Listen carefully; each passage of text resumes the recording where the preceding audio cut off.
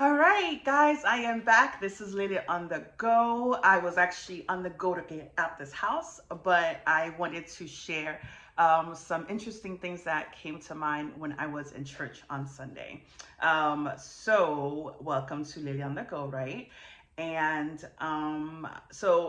this is going to be, I wouldn't say a Christian talk, I would say more of a spiritual, but it's going to be based off the Bible because, as you know, one of the things I had on my resolution was to attend church physically once a month.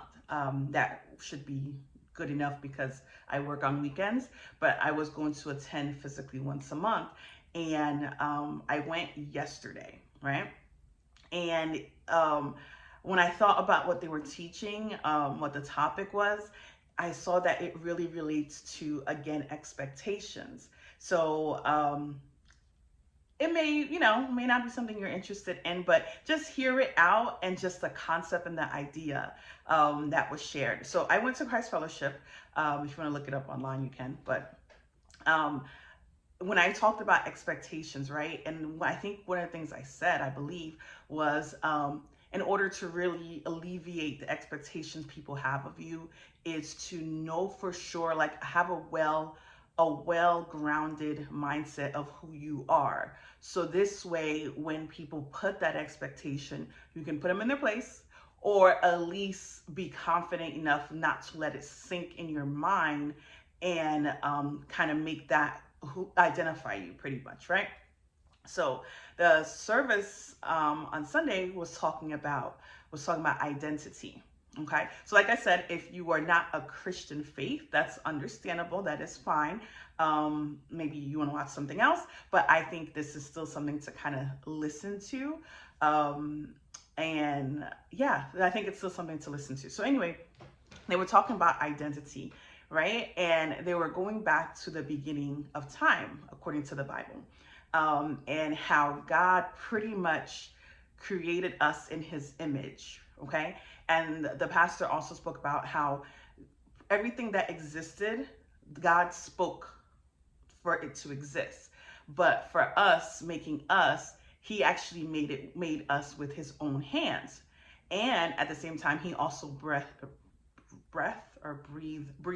life into us. As you know, he kind of blew into the blew into the dust and the mud or whatever, and he created life into us. So it was really to show that we were literally, based on the Bible, we were literally, I wouldn't say one and one with God, but he made us, he created us.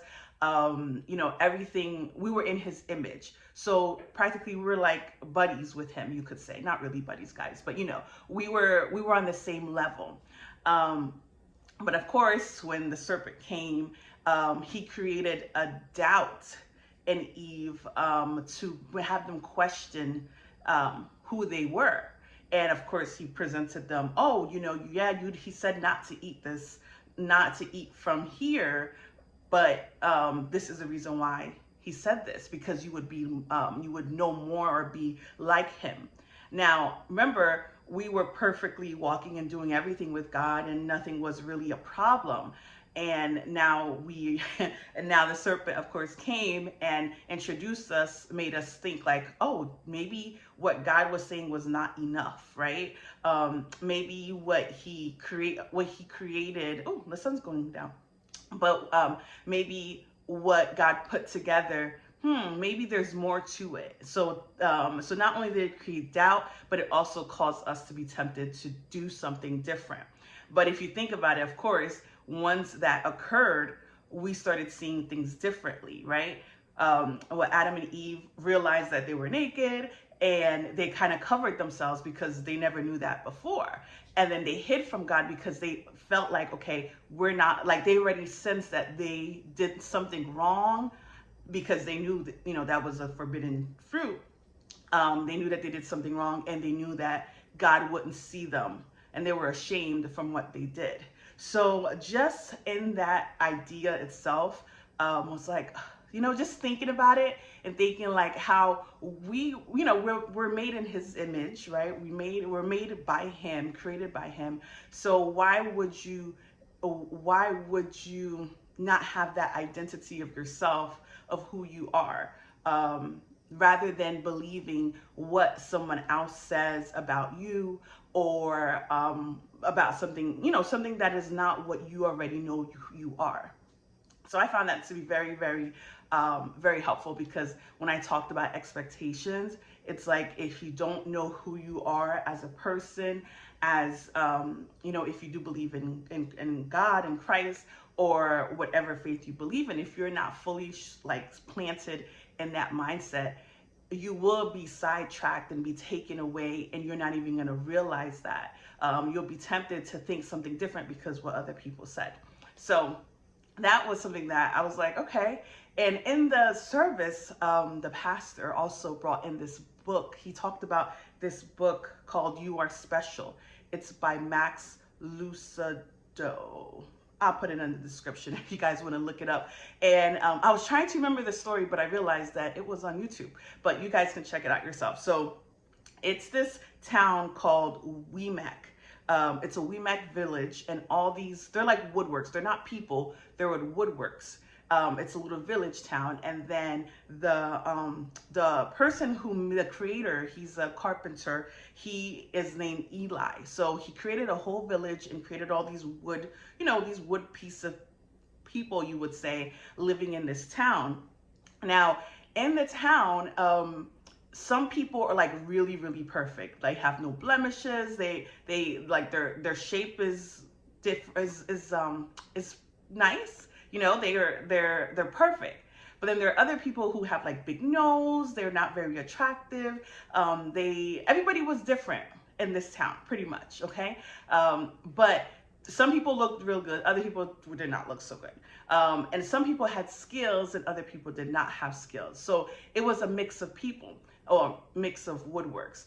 But what ended up happening is that in that town, everybody walked around with a box that had dots, and then others had stars, like in that same box. So if I come across you and I saw that you were pretty, I would give you a star.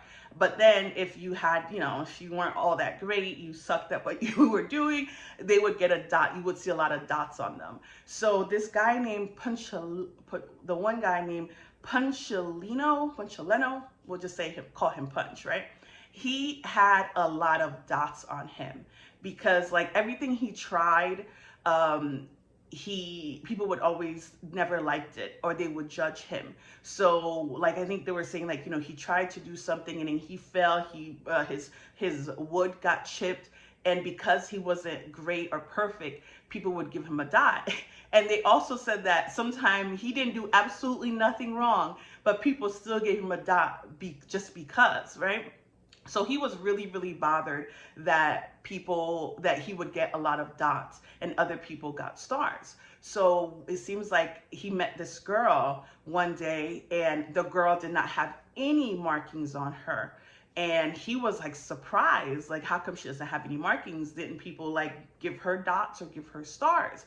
And so the girl said, he asked the girl, how are you able to not have dots or stars? And she told him, like, anytime they would try to put a star or a dot on her, it would fall off. People would give her a star because they're like, ooh, you're different, so let me give you a star, and it would fall off. And others would try to give her a dot because she didn't have a star, and it would fall off. So nothing ever really stuck. Nothing ever really stuck on her, or got stuck on her. So when that occurred, he was fascinated, like, okay, how does that happen? And she told him, well, I go to the person who made me, which is Eli. He's the woodworker. He's the one that created us. So I go to him and I sit with him, and that allows the stickers not to stay on. So he, Punchinello, went to go see the guy who made him, right?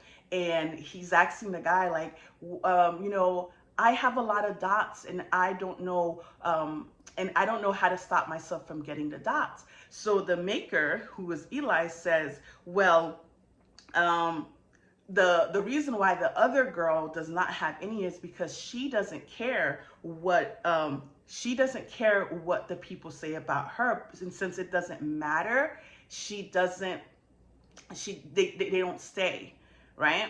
But he also said what was more important is that that girl comes to him every day and spends times with him, right? So when she spends times with him, he gives her all this love, and I guess tells her how important she is. So what he says to her becomes so much more important that any sticker that the people in the Woodwork Village put on her, they never stick. So he explained, like, it's because what I say matters more to her than what other people say, right? So yeah, and he was saying, well, you're special because I made you, so therefore you're special. All the other woodworks are just like you. They're no different. So don't believe, you should not care about what other people say at all. But if I keep telling you that you're special to me and that I care for you and you're important, that's what really matters. So Punchinello, was like, now has gained some confidence of who he is, because of course the woodwork guy tells him, and he says, come here every day and you will get, he will continue to show him how special he is, or tell him how special he is. So then this way, the stickers that the people give him would not stick either. So now, because he was now told how special he was, the Punchinello was like, I believe him. I believe what he's saying. And I guess because he now took what the Eli had said as more important than what the people would have said, one of the stickers came off. So I was like, oh. So that is definitely a really good idea of how and really to shape your identity and who you are is to really be well grounded of what you perceive yourself, what's important to you, who created you, or having that in the back of your mind to help you away from negative people, negative things, the pressure of things, of course, and of course expectations of others. So I just wanted to share that with you. So maybe it'll help somebody understand that, or really think about who you really are. Because if you think about that, I think it's going to help you get away from the pressure that you may feel, or get away from the expectation that people have of you. So yeah, that was so it was like, wow. It was like, wow, for me. And not because I don't think about it, but it was just having a moment to sit and really be in the mindset and learning this again as a reminder, because you constantly have to remind yourself. So if you do have a faith, or believe in something, constantly going back to that to help you shape who you are. Otherwise, you're going to let other people shape who you are, and you don't want to do that.